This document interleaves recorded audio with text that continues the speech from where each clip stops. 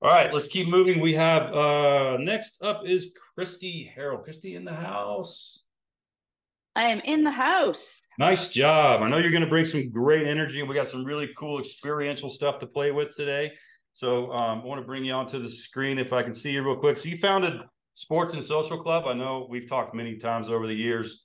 Used to be like an in-person thing, and then kind of made that shift during COVID to how do I take what I've learned in that business and turn it into something that's more the virtual world. You've been highly successful author. You got some books out there. Please talk about what you've learned through this process and the importance of play and connection in the workplace. So do you want me to touch on that right now, or do you want to just dive right into my I think presentation, Andy? a little bit of background before you get started too would be helpful, and Sure, then sure. dive right in. Yeah. Yes, I started what was originally called the Toronto Sport and Social Club in 1996, and grew that over the years. And I'll touch on this a little bit in my presentation, but grew that over the years. In 2019, or I guess sorry, 2020 pandemic just shut us down hugely when we were told you're not allowed to connect people in real life anymore. Had to stop. We lost 18 months of revenue because the majority of our operations happen in Canada, and Canada's mandates were pretty harsh. So lost 18 months of revenue. During that time, we pivoted to starting. We stayed true to our core purpose of connecting people through play, and started this corporate team building, doing virtual team building events, and have grown that significantly. We've produced over 4,000 events around the world, and now we're doing culture consulting based on my new book. It Pays to Play: How Play Improves Business Culture. We are teaching companies how to integrate playfulness into the day to day, and this is what my whole presentation is about. So I can dive in when you're ready. please jump in, and we're going to put that book in here as a link for people to go check it out. So thanks for being here, Kristi. I'm thrilled to be here. I really appreciate you having me. So I'm going to go ahead and share my screen, and I'll get this. Um, there we go. You see my screen okay, Andy? Perfect, Kristi. Okay, fantastic. So thanks again for having me. Before I get starting, get right into the presentation, I did want to give everyone my contact information. I am so passionate about play and having fun at work.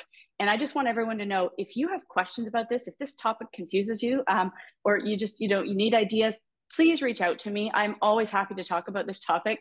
So my email is here. My website's kristiherold.com or jamgroup.com, my company's website, my LinkedIn, my Instagram. Take a screenshot of this and feel free to reach out to me anytime. I would be more than happy to talk and help anyone with ideas on this. So I want to start by telling you about a kid named Chris. This is in a small town, Sudbury, about 4 hours north of Toronto in Canada. It was 1977. There was this kid named Chris who had two older brothers. Chris wanted to be just like their older brothers, so Chris's mom signed Chris up to play in the local boys soccer league. And Chris made the team, wasn't the fastest or the strongest on the field, but hustled hard, scored a few goals. And at the end of the season, there was a league banquet. The whole league was getting together.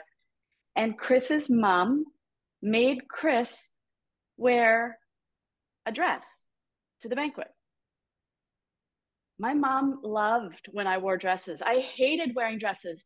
And my mom hated it when kids called me Chris. I loved it when they called me Chris. Suffice to say, when I got to that banquet in a dress, the all boys soccer league banquet, my team was very confused with why I was wearing a dress. They thought I was a boy. That's me in the middle of this screen. They thought I was a boy all season long. Suffice to say, I got invited back for a second season. There were no girls or mixed gender leagues in Sudbury back in the late 70s. So I got invited back. I played in the boys' league again a second season, and thus began my love of play. And my love of playing has never stopped. So I was raised in an entrepreneurial family, ran different businesses all through high school, university, moved to Toronto after college. And so I'm literally now a small town girl living in a lonely world. Didn't know anyone in Toronto. Decided to start adult rec sports leagues because I had heard about adult recreational leagues in the United States. And I thought, hey, this is something I could try in Toronto. It would be a fun business to start, but also would help me with my own problem or create some opportunity for myself to meet new people. So as we talked about with Andy, 1996, I started what was initially called the Toronto Sport and Social Club. We have since rebranded to be called JAM. But Toronto Sport and Social Club, the Jam, it was intramurals for adults. Think soccer, volleyball, basketball, flag football, ultimate frisbee, kickball. So intramurals for people who are no longer in college and university. That very first year, I had 250 teams that signed up to play. Over the last 27 years, we've now grown to be one of the world's largest adult rec sport league providers. We have over 11,000 teams, over 150,000 people playing in 15 different cities across Canada and the US. March of 2020, this little thing called COVID happened. I'm sure you all remember that fondly. And all of a sudden, we can't connect people in real life anymore. As I mentioned, we lost 18 months of revenue, which kind of felt like this. So my 40 employees and myself trying to figure out how are we going to survive this, stay true to our core purpose of connecting people through play. And we started a corporate team building virtual events company. And we started producing virtual events like escape rooms and game shows, trivia. And this pivot in a time of crisis allowed us to survive. And now we're also doing, sports are back and we're bigger than ever.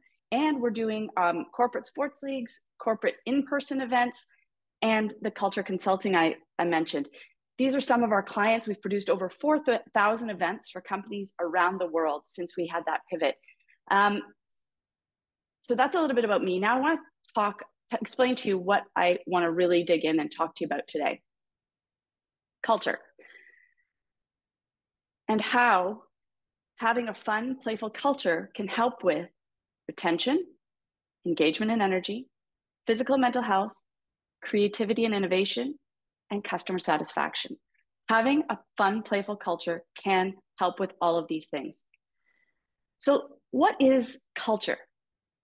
I'm gonna read something here to you. So vision, positively impact 10 million human beings. Purpose, reveal unrealized potential. Here's another one. Purpose, balance the power, level the playing field, fight injustice, advocate for those who need help. Here's some values. Own it, empathy, kindness, ask why, don't blame.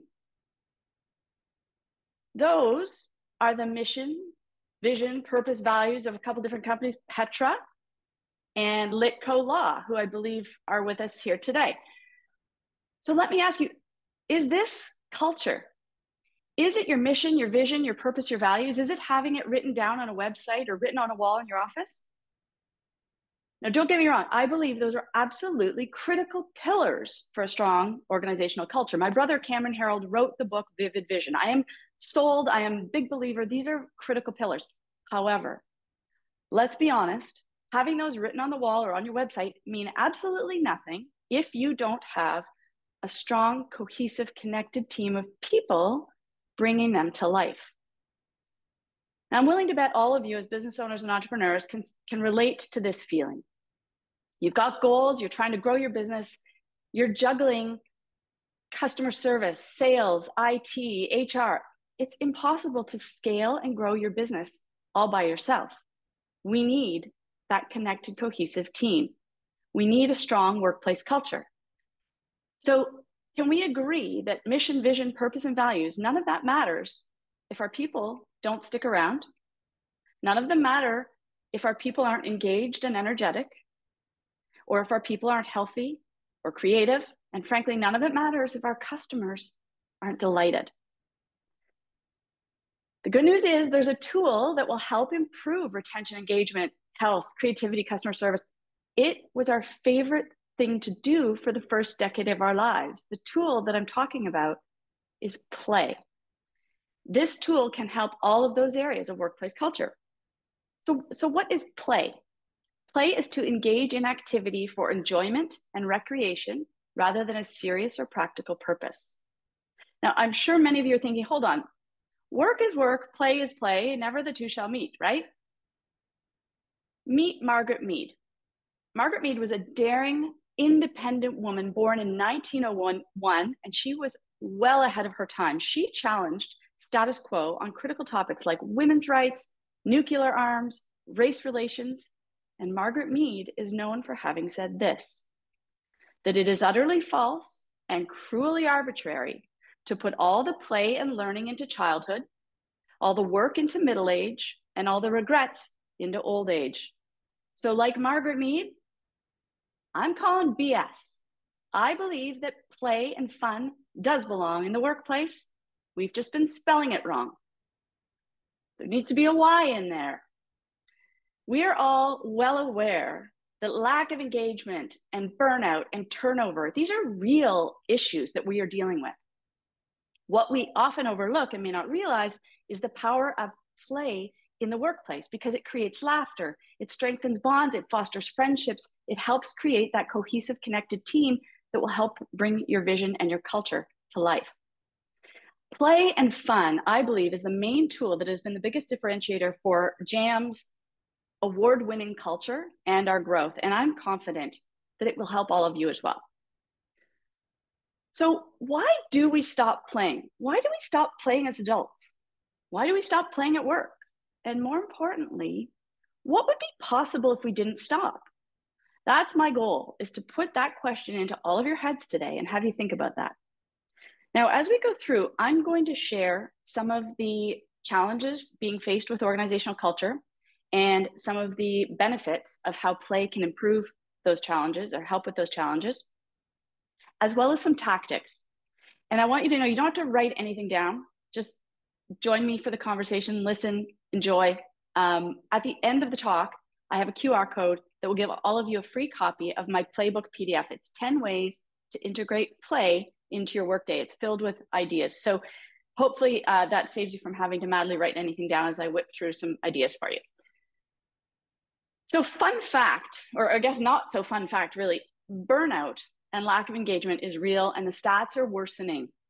A 2022 Gallup poll suggests that only 36% of our employees are in fact engaged with their work, which leaves 64% disengaged. And of that 64%, 13 are what we call actively disengaged. So what does that mean? Imagine you have a boat with 100 people, and that boat is rowing towards your company goals, your vision. So you've got 36 people in the front of the boat madly pulling you towards your vision. You got 51 people in the middle of the boat. They're just like along for the ride. And you got 13 people in the back of the boat. They're rowing the opposite direction. They're fighting the people in the front of the boat. That is what it means to have people actively disengaged. They're holding you back. But the good news is play can help your team stay energized and engaged. Think about this. Would you consider anyone a good friend if you hadn't had a laugh with them at some point? I know I don't. My good friends I've shared laughs with. Remember when you were little?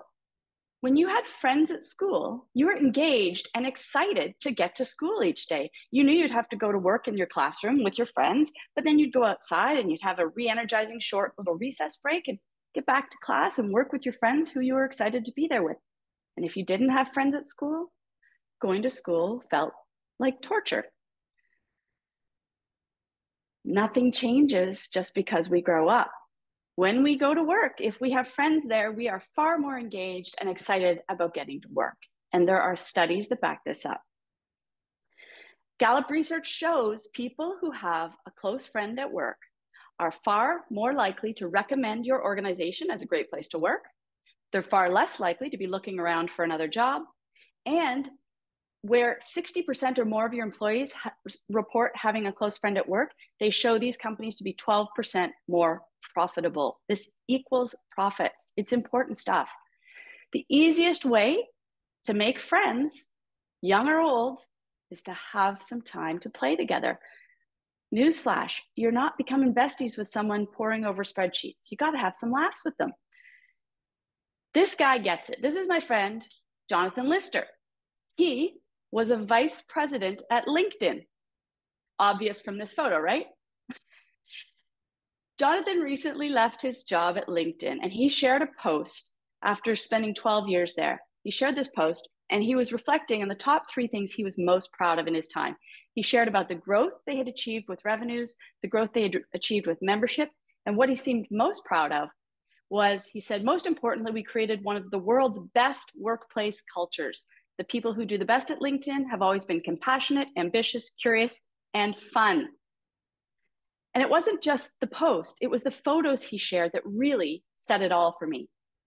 Now, he shared a whole bunch of pictures and all of them looked similar to this. I'm not saying you should stop the work and have a costume party every day. And I'm not saying you should stop your work and just play volleyball all day. You have to get the spreadsheets done. You've got to have presentations and status meetings. We need to get our work done. But if we can find ways to integrate some playfulness into your day-to-day work where you spend the majority of your life's hours, your team will make friends with each other. They will be more energized and engaged, and you'll have a lot more than 36 out of 100 people on your team chasing and rowing towards your vision. So think about your favorite moments in your career so far. I'm willing to bet your pictures would feel more similar to Jonathan's than not. So if your best moments at work come from when you're having a little bit of fun, why not learn more ways to integrate fun and playfulness into your day-to-day and strengthen community, fostering friendships amongst your team? So the first play in the playbook, make play intentional. Having a once-a-year company party does not make for a great culture, just so you know. Now, don't stop doing that once a year. You got to do a little more. I'm encouraging everyone, consider layering some play into your day-to-day. Make sure all the play that you create around your culture is optional. There's nothing worse than forced fun. I would encourage everyone, consider having a budget for play on your P&L. I don't think it's a coincidence that P&L play begins with P&L. Get a line item right on there so that you can have, a budget for regular, maybe a monthly escape room or trivia evening, virtual event. Maybe you have some in-person events, an amazing race or scavenger hunt. Do a company book club, go to do a cooking class or improv, maybe have a company sports team, have a company choir, loads of ways to integrate some playfulness and have regular events. When you do these regular events, consider setting up teams and have different people from different departments on different teams. That way you get people from HR connecting with people from finance, connecting with people from marketing who they maybe don't always work with. Consider tracking standings and have a leaderboard. So every month you can see which teams are doing better. This might encourage participation, have some fun prizes on the line. And I want to really remind everyone, be sure to outsource with experts like JAM or other organizations, because if you always dump the planning of these fun events on your HR or your culture committees, they don't get to play themselves. And frankly, they have a lot more important work to be doing. Let some experts help you because it can be done really affordably, but get that line item on your budget so that you can have some fun. So don't just allow your employees to play, encourage them to play. Retention is a metric we should all be paying very close attention to. Turnover costs 50 to 150% of someone's salary. So looking at that 100-person team with an average, say, $50,000 annual salary, which I think is probably conservative, based on the 15 to 18% average turnover rate industry-wide, you are wasting $1 to $1.4 million a year on turnover with a 100-person team. Out the window. That's how much turnover is costing. We all heard about the Great Resignation that happened during the pandemic. Unfortunately, stats got even worse in 2022. What used to be about a 15% annual turnover rate increased, it went up about 20%, up to 18% industry-wide. So what if with that 100-person team, what if you considered an investment of $500, $1,000 per person, say $50,000 to $100,000, getting that on your budget? If that saves one person from leaving, you're reducing your turnover by 1%, you break even. If it helps 2 or 3 or more people from turning over, you have more than paid off, not to mention the fun you're integrating into your culture actually has far more wide-reaching effects than just improving retention. But for this section, I'm just going to focus on the retention aspect. I want to share some real-life examples from JAM. Meet Sandeep. Sandeep started at JAM and started as an ops associate, worked his way up over 6.5 years to become a leader on our finance team. He was hardworking, ethical, hilarious, great all-round athlete. So he was always a popular choice for our company sports teams. We loved having him on our team. And so in December of 2020, when he told us he was leaving for a new career opportunity where he was going to gain new experience and earn more money, it's heartbreaking. I let him know how sad I was, but I also let him know I wished him only the best. He's a great guy.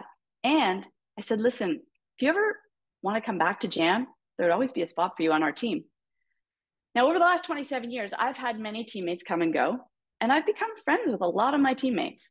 So I keep in touch. These aren't the types of friends, like I'm not inviting them for dinner parties, but I send them a text every few months. I check in on my friends.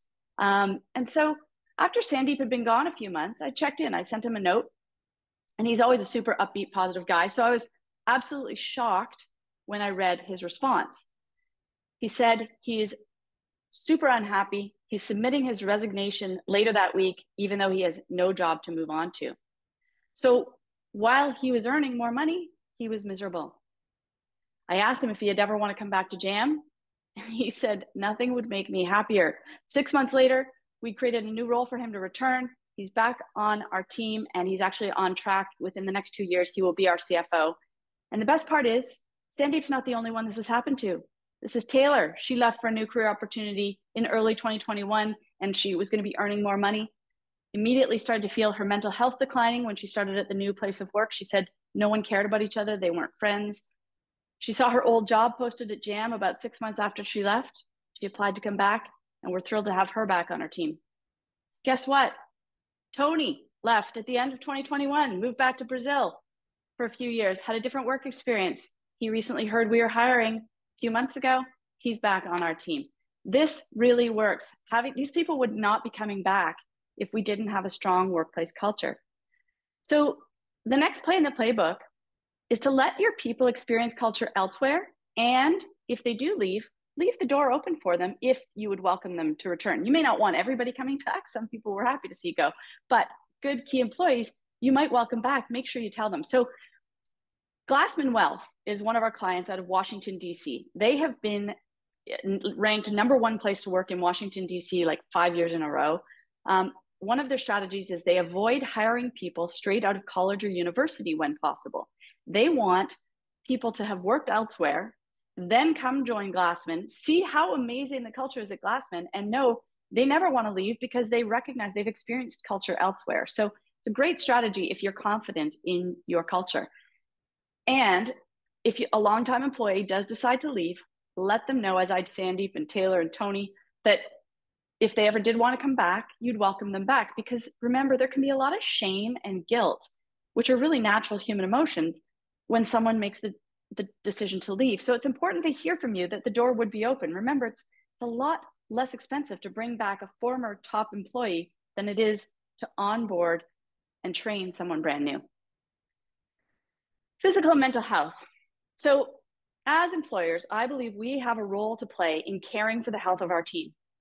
In addition just to being the kind human thing to do, if our employees are dealing with physical or mental health issues, it's going to impact our business because they will be sick more often, they will be more burnt out, and they won't be as productive.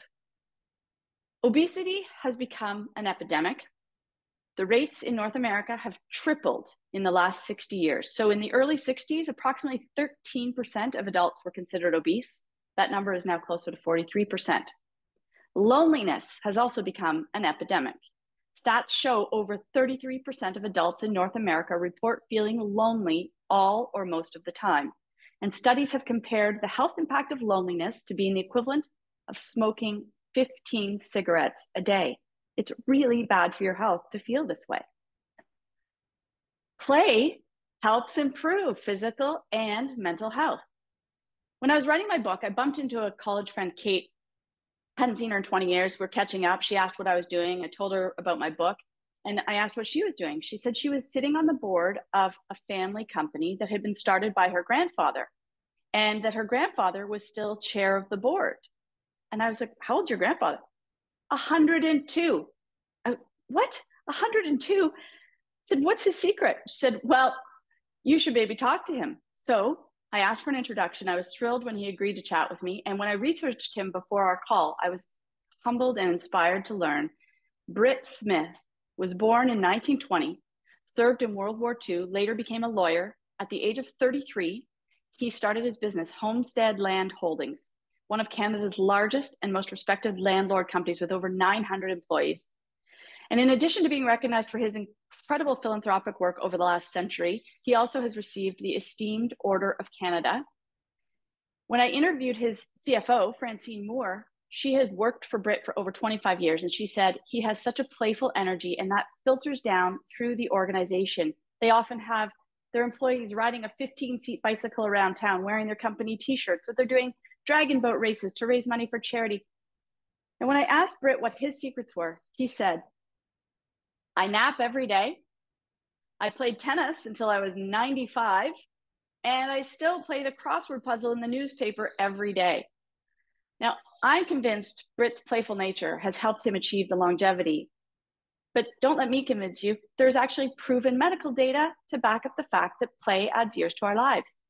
The Mayo Clinic has done studies that show when we combine play with our exercise, it adds years to our lives. So when we play social sports like basketball, soccer, tennis, it adds 20% longevity to our lives, more so than just working out at a gym by ourselves. There are huge mental health benefits from that social component. And the social component of playing sports is the antidote to loneliness, and the physical health benefit of exercise literally is providing longevity. So the next play in the playbook is consider making play part of your health benefits.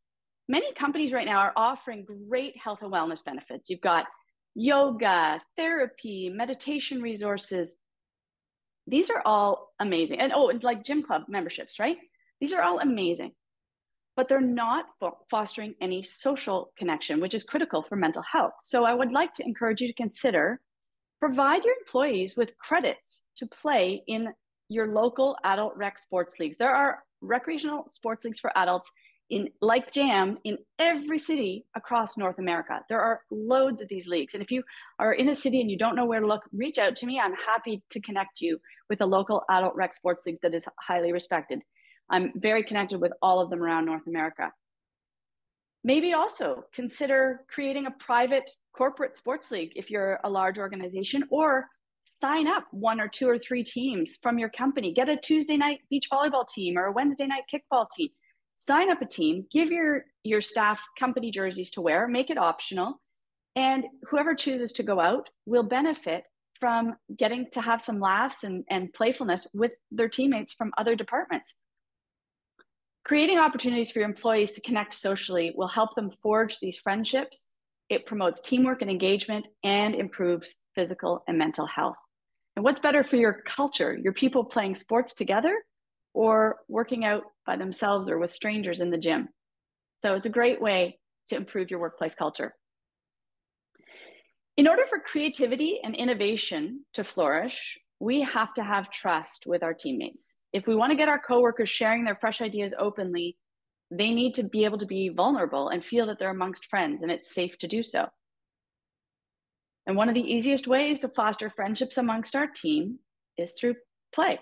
When we play together as adults, creativity and innovation flourish.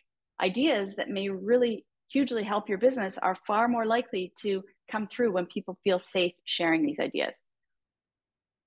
Ray Minato runs a company in Toronto called Inertia Design. They work on product strategy, development, and manufacturing across a number of industries. He employs about 50 people, many of whom are highly intelligent engineers and industrial designers. And in addition to ensuring his team is engaged with interesting, challenging work, they are well known for incredible company culture. They've been named to Canada's Great Places to Work list many times. In fact, they were #1 on the list in 2021. So I asked Ray about ways that he and his team make time for play at work. He said, we have a company rock band. We play music together. We rehearse a couple times a month, and then we put on company performances a couple times a year for the whole company. It's a blast. The other story he shared with me had me laughing out loud. This is the story of Rocket Monkey. A few years ago, one of his employees was a bit bored, took a stuffed monkey and attached it to a rocket that he had made out of 2 empty pop bottles. He told everyone he was going to do a rocket launch at lunchtime, and he invited everyone out to the parking lot. He was going to be doing this with a few minor explosives. Suffice to say, Rocket Monkey now has semi-regular launches. He's ridden everything from a watermelon to a toy car, and some of the launches are more successful than others, especially for Rocket Monkey, as you can see here. But the one guaranteed success is that they get a sense of childhood recess fun when the team goes outside and has a little laugh together watching the rocket launch.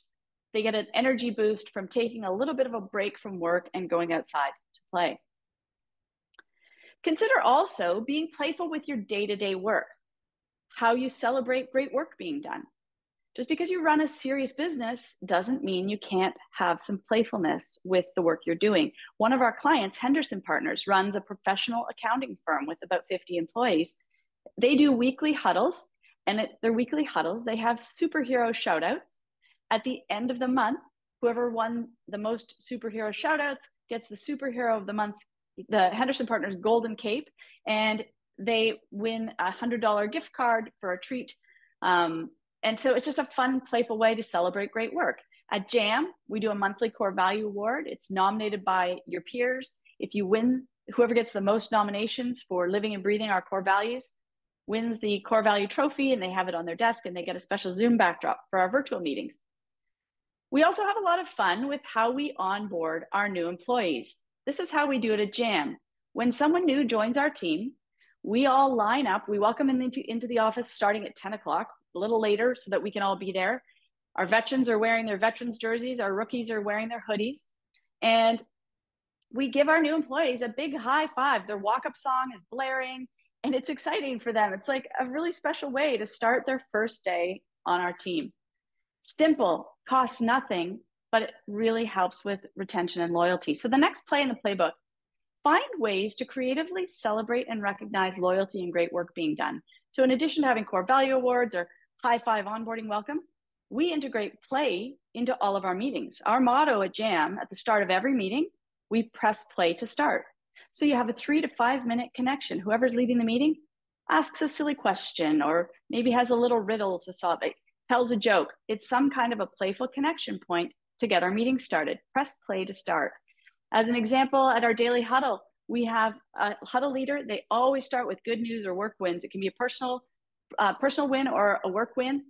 We celebrate loyalty. As I mentioned, our veterans have their veterans jersey. When someone hits their 1 year mark at JAM, we officially draft them onto the team and they get their veterans jersey. It's a hockey jersey with the JAM logo on the front. Their name and their number is on the back, and their number is the year that they started working at our organization. People take a lot of pride in getting these jerseys. It's just a small thing. These initiatives don't really have to cost a lot, but they can really make a huge impact. There are so many ways to integrate play and fun into the workplace. Encouraging fun at work will have your employees feeling happier, and happier employees equal happier customers. Think for a moment about a time you've received service from someone grumpy versus someone who clearly loves their job. Which was better for you as the customer? Which made you more willing to spread good word of mouth and return as a customer? This experience or this experience? So keep that in mind. Incorporating playfulness and fun into your workplace will have your employees feeling happier, and that will filter down to your customers. An easy way to consider having some fun at work is how you communicate internally and externally. How you communicate with emails, with social media posts, with your legal terms and conditions. I'll touch a little more on this. Most corporate communication is dry and boring and reads like corporate communication. It's boring. I want to share an example of an email we sent out to our customers in the spring of 2022. It was post-pandemic and we had a big announcement to make. We had made the decision to transition our in-person adult sports leagues into the metaverse. And the email said, JAM is moving exclusively to the metaverse. We are excited to launch our leagues in this new frontier as we chase our vision of connecting 1 million people through play. JAM has made a substantial investment in metaverse real estate, building state-of-the-art beach volleyball pavilions, dodgeball stadiums, and more. Effective immediately, all JAM sports leagues will transition entirely to this virtual environment. Very quickly, we got a lot of feedback. Here's a sample of some of the reactions. This transition came as a huge surprise to me and my team, and frankly, we are anti-metaverse.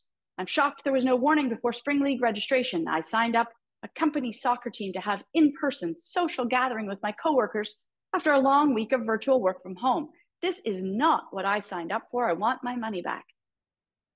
And let me read the most scathing, and perhaps also entertaining email we received. I'm going to censor it a little bit, but feel free to read along, inserting the real words in your head. Here you go. F your a-holes. I want my money back. I joined a league to play sports in real life, and Mark Efferberg will not see a effing dime of my recreational money. This is BS. I want my money back. This is quite possibly the most offensive press release I've ever seen. Now, as you hopefully all realize, we weren't really shifting our leagues from in-person to the metaverse. It was April 1st. That email was our April Fool's joke. We were being playful with our communications. We thought it would be rather obvious that it was a joke, and the reaction was fascinating. People were so desperate to play and connect in real life again. They were livid.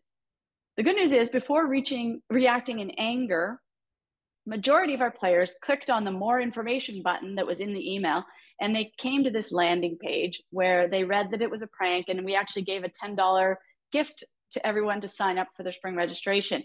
And those that reacted in anger before clicking on that more information button, we were able to get in touch with. We won them all back. They were all thrilled. They laughed and felt like they'd been, obviously part of the prank, and they were thrilled to get the $10 gift as part of it. So these laughs can go a long way.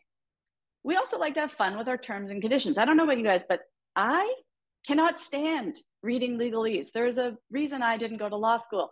I don't like reading legalese. It puts me to sleep.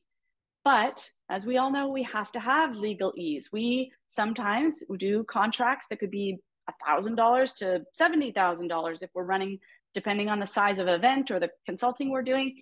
So we need terms and conditions, but we like to have fun with our terms and conditions. So we've integrated, the blue is the legal and the red is our jam English interpretation. So as an example, if you look at the confidentiality clause, the jam English interpretation says, we can keep a secret and so should you, pinky promise. It's just a little way to get a laugh and have some fun, and people feel more connected when you do that. So the next play in the playbook is find playful ways to communicate. No matter what kind of business you're in, consider finding playful ways to communicate internally and externally. I got this email from a hotel I stayed at recently. It started off with another boring thank you note. That little clip at the beginning of the email got my attention right away. It made me laugh out loud, and it actually made me take action. Check out this social media post from a company called Doe. It's a Valentine's Day miracle. Patrick, our head of marketing, got a boyfriend this morning after being single for 3 years. We're so proud. Use the code GOPatrick for 15% off. This post happened to be one of their most highly engaged with posts and drove significant revenues for them. So what could it look like to inject some personality and playfulness into your communications at your company? So if play improves retention, engagement and energy, physical and mental health, creativity and innovation, and customer satisfaction, why do we stop playing? And what if play improved even more than that? Last story I want to share is about 2 different teams who could not see eye to eye. Their interactions were always super tense, filled with conflict. Ben was their leader, and both teams listened to and respected Ben, but they couldn't communicate with each other. So Ben proposed a 2-day session. He would bring these groups together and work out their differences, and it worked. Begrudgingly at first, they met up with each other. They stopped to actually listen to each other. They exchanged gifts, they sang songs, and they played together. And the next day, they went back to killing each other. It was Christmas 1914. Pope Benedict XV had suggested a temporary hiatus of the war for the Christmas season, and Britain and Germany refused to an official ceasefire. But on Christmas Eve, those soldiers in the trenches declared their own unofficial truce, singing Christmas carols to each other across enemy lines. And on Christmas Day, at the first light of dawn, some German soldiers emerged out of the trenches and they approached the Allies across no man's land, calling out "Merry Christmas" in their enemy's native tongue.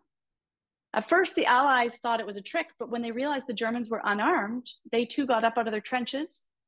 They shook hands with the enemy soldiers. They exchanged gifts of cigarettes and food. They sang songs and Christmas carols. And the best part, there is a documented case of soldiers from opposing sides playing a fun game of soccer on the battlefield. Men who had literally been shooting at each other hours earlier stopped everything, put down their guns to kick a ball around the battlefield. The power of play is so strong, it literally stopped the war, at least temporarily. 2 sides came together for a few welcome moments of lighthearted fun and social interaction. Now, sadly, as you all know, it didn't last. They stopped playing and they started killing each other again. I believe play and laughter is essential in our lives and at work, where we spend a lot of our lives. I have built the first few chapters of my career around play with the adult sports leagues, our corporate team building, our culture consulting, my book. I'm very focused on having more fun with the work we're doing. And I will keep encouraging organizations like all of yours to find ways to have a little more fun and integrate some playfulness into your workplace. So remember, if play improves retention, engagement, energy, physical, mental health, creativity, and customer delight, if play transforms teams, why do we stop playing? And more importantly, what would be possible if we didn't stop? What would your team be capable of if you found some ways to keep playing at work?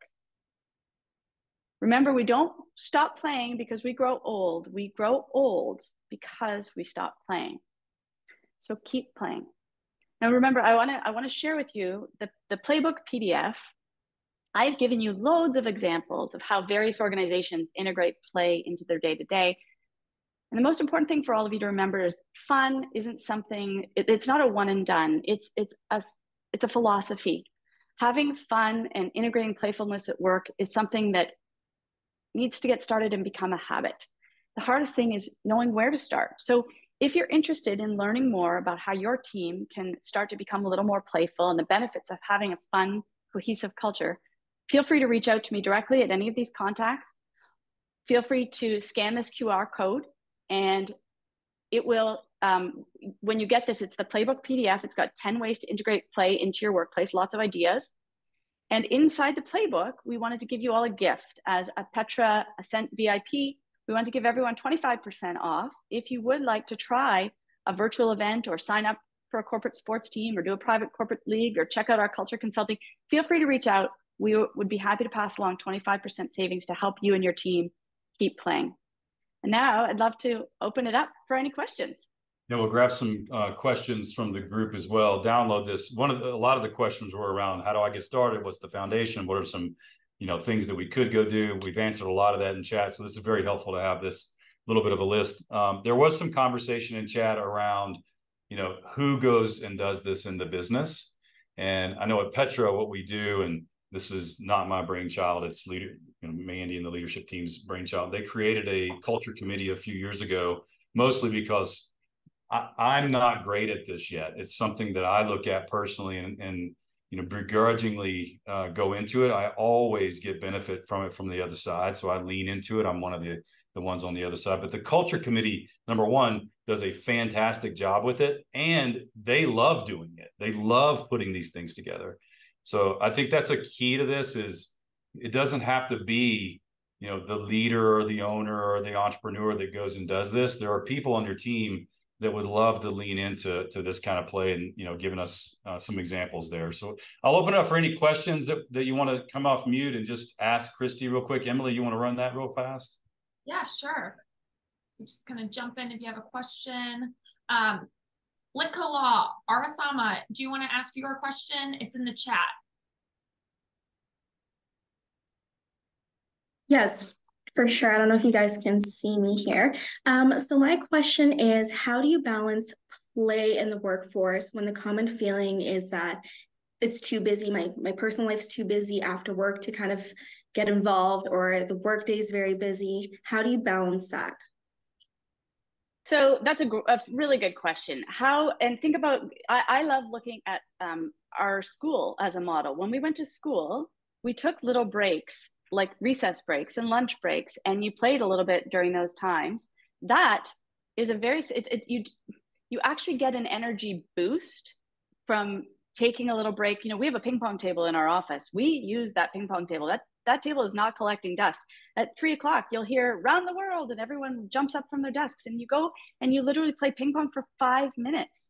Everyone can spare 5 minutes, and it gives an energy boost. You get back to your desk, you're focused. So the other thing, it's actually about how you integrate it into your day-to-day. So yes, we are all busy, but we can all take a little time to maybe have a shout out channel. And so on your Slack or your Microsoft Teams, we have a shout out channel. So whenever you see great work being done, shout it out, give that person some recognition publicly, because I often see things, I'll see, Sue shouting out Noel for something great. I may not have realize that Noel had done that because I don't work with him every day.